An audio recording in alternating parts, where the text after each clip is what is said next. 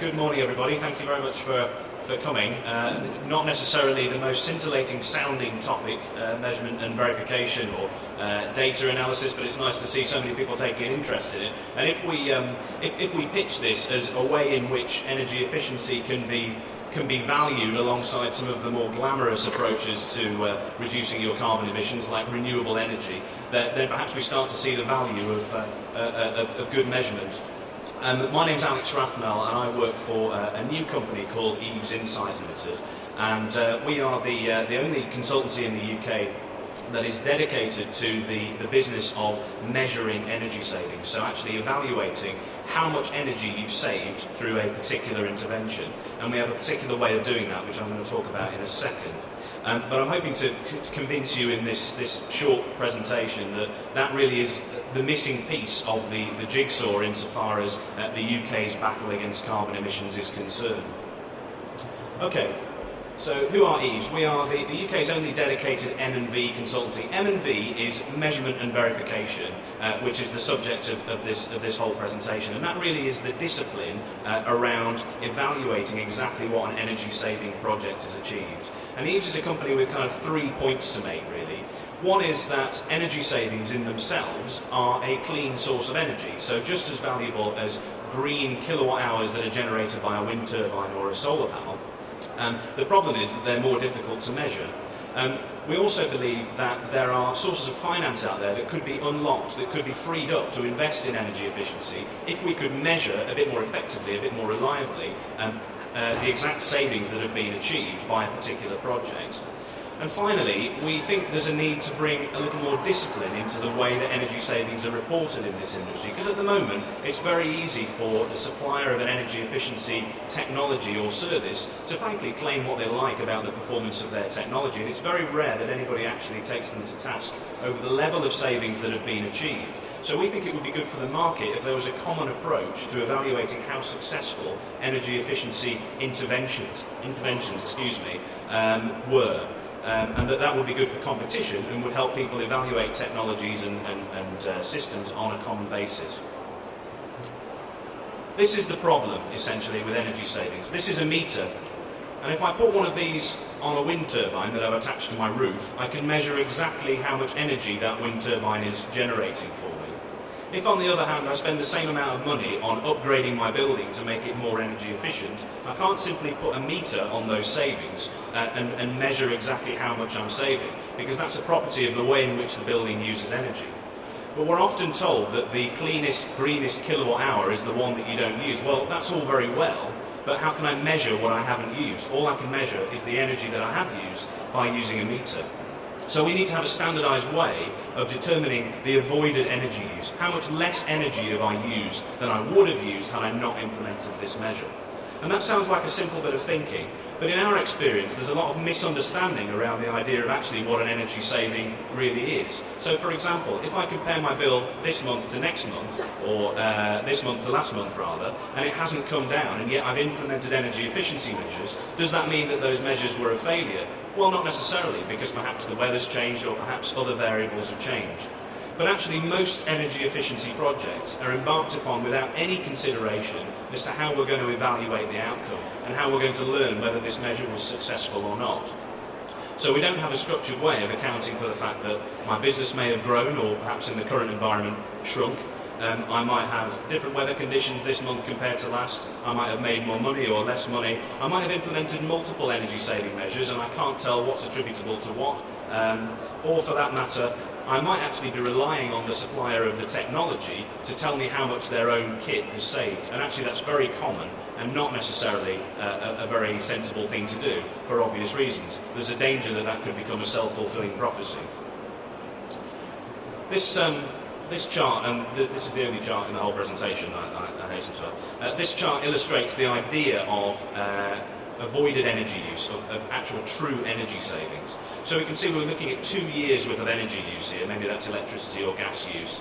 In the first year you can see that it peaks in the summer, so this is probably a building that has a certain amount of air conditioning in it. And in the second year you can see the lower line there, that's what we actually used, more or less the same as the previous year. So on the surface of it, if I just compared those 2 years, as I might do, for example, when I'm doing my CRC reporting, then I could convince myself that the energy efficiency measures that I put in the middle there haven't actually achieved anything. But if I can figure out what I would have used in that year, rather than what I actually did use, so that's the upper line, and look at the difference between what I would have used and what I actually used, that is the energy saving, that avoided energy use. In order to get to that point, we've got to have a structured way of figuring out what we would have used, and that is what M&V is all about. So this, don't worry about the detail of this, but this is a flowchart showing what M&V, measurement and verification, is. Essentially, it's a sequence of very common sense steps that are implemented by an energy analyst. And there's a lot of value associated with doing that on an independent basis, but there's no reason why it can't be done by a qualified energy analyst using commonly available metering software and AM&T platforms.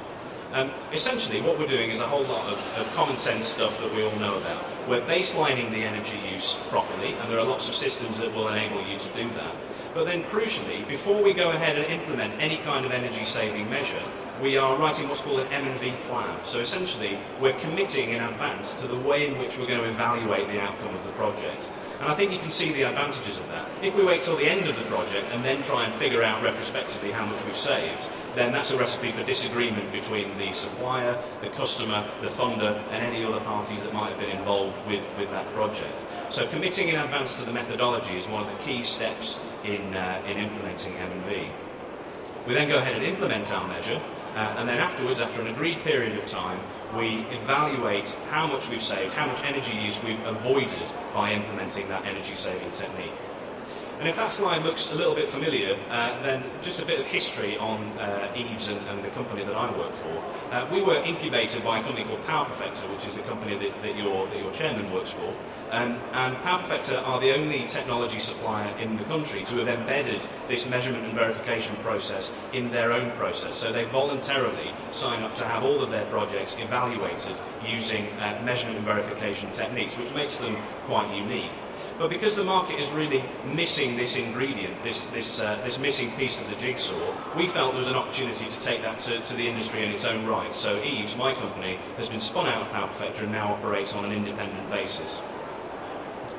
So M&V isn't something that we've just invented. It's very well established in other parts of the world. It's just not something that's found a great deal of traction in the UK to date. It just doesn't seem to be part of our culture somehow, and we think that needs to change. But this is the M&V Bible, if you like, the good book, and it's something called IPMVP, which is a very long name. It stands for International Performance Measurement and Verification Protocol. Albeit that it's a long name, it's actually an extremely sensible thing. It's basically a book full of distilled common sense that tells you exactly the steps that you should go through in order to evaluate objectively an energy efficiency project, i.e. quantify an energy saving. So in order to implement IPMEP, you have to be qualified in the use of it, and you have to be trained up by a body called EVO, who manage that standard around the world. And I'm delighted to say that ESTA, which is the trade body that Power Perfector and others here belong to, have decided to back this in the UK and have become the affiliate for EVO in the UK. So this is certainly a protocol, a standard to watch. This is something that we're hoping is going to get much more embedded in the culture of how energy saving projects are delivered in the UK. And we're delighted to be at the forefront of that. So essentially, what does Eves do? Well, we have three areas of focus. The first is around, as it won't surprise you, around clients who are adopting energy efficiency technologies for their own sites. So organisations are under more pressure than ever to speak publicly about what they're doing in terms of investments in reducing their carbon emissions. And a lot of you here today will be here to discover what's out there that you could potentially invest in.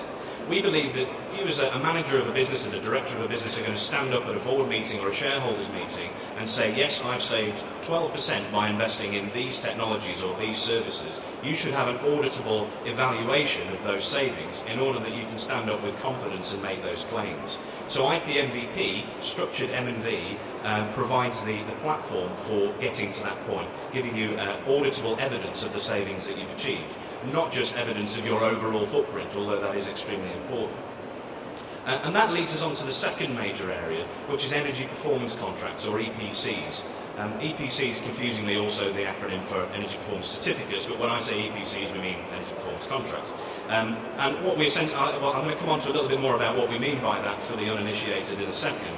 But suffice to say, these are projects that attract external finance very often in order that you are paid per kilowatt hour that you save for a client. So the role of structured measurement, evaluation of the savings in that sort of project I think is very clear. And a lot of people will tell you these days that energy performance contracting is very much the future direction of travel for the energy efficiency sector, the energy services sector in the UK, as it is in other parts of the world, including the US. We're actually working with a number of the big four accounting firms, and particularly KPMG, around enhancing their assurance services for energy performance contracts, which I think gives you a measure of the value of this sort of standardised approach to measurement and verification. And finally, we would argue that there's a strong case for those selling energy efficiency technology services or products to have their service or product evaluated using M&V in order to prove, quite simply, that it does what it says on the tin. So Power Perfecta are the leaders in that area, and as I say, have volunteered to have all of their projects evaluated in that way. In fact, it's a condition of their performance guarantee. But we would argue that a performance guarantee from a supplier isn't actually worth the paper it's written on unless there's a structured way of evaluating the performance of that technology. Otherwise, it's simply a recipe for a self-fulfilling prophecy after the device or service has been implemented. So again, ESTA are very interested in the idea of taking forward an accreditation scheme based on IPMVP that would serve to verify the performance claims of some of the suppliers that are members of ESTA, and that's a conversation that we're taking forward at the moment. So this is a quick run through of what we mean by an energy performance certificate. I've done it myself. An energy performance contract, because it's something that is becoming more common. And I think if you talk to many of the technology suppliers, particularly here today, then you will hear this talked about quite a lot. Essentially what this means is that we have several parties working together to deliver energy savings on behalf of the client. So we have an EPC provider, and we're finding that a lot of facilities management companies are looking to become energy performance contract providers. They are installing technologies on a client's site, generally on a retrofit basis, in order to deliver energy savings. And the client expects to pay per kilowatt hour that's saved, and the energy performance contract provider expects to be paid for those saved kilowatt hours. In turn, they may attract financing in order that the investment in those technologies can sit on some other balance sheet somewhere else in order to make the whole package more attractive. But I think you can see that in order for that whole mechanism to work, there needs to be another party in there checking the homework of all concerned and then confirming that, yes, indeed, we have saved the amount of kilowatt hours that we said we would, and we can prove that using this auditable document, this auditable protocol. And that's exactly where KPMG are positioning themselves. That's exactly where we believe the market is moving to. And there's a clear role there for independent measurement and verification of savings. So finally, just to sum up some of the advantages of independent measurement and verification of savings and why we think it's so important. Really, it gives us the opportunity to create a savings meter. So we saw a meter at the beginning that we could put on a glamorous piece of green technology like a solar panel or a wind turbine. Well, with structured M&V, we can do the same for energy efficiency projects. That allows the market to evaluate all the solutions on the same basis, to put them all on the same map curve, for example, in a way that's traceable and auditable. It also allows clients who adopt energy saving measures to communicate those achievements to the wider world. So you will see on Power Perfecta's website, for example, they have what they call the green gauge, which ticks up with the amount of savings that they've achieved over the years. Those savings are all traceable and auditable and all based on IPMVP. We believe that if we can get to that point across the market as a whole, that will unlock sources of finance for energy performance contracts that aren't currently available, and we think that the market needs that in order to meet some of the targets that government have given us. And finally, we believe that structured M&V across the board would enable clients to evaluate technologies on the same basis, to learn what works best, and drive procurement to ensure you're only buying technologies that will work for your sites.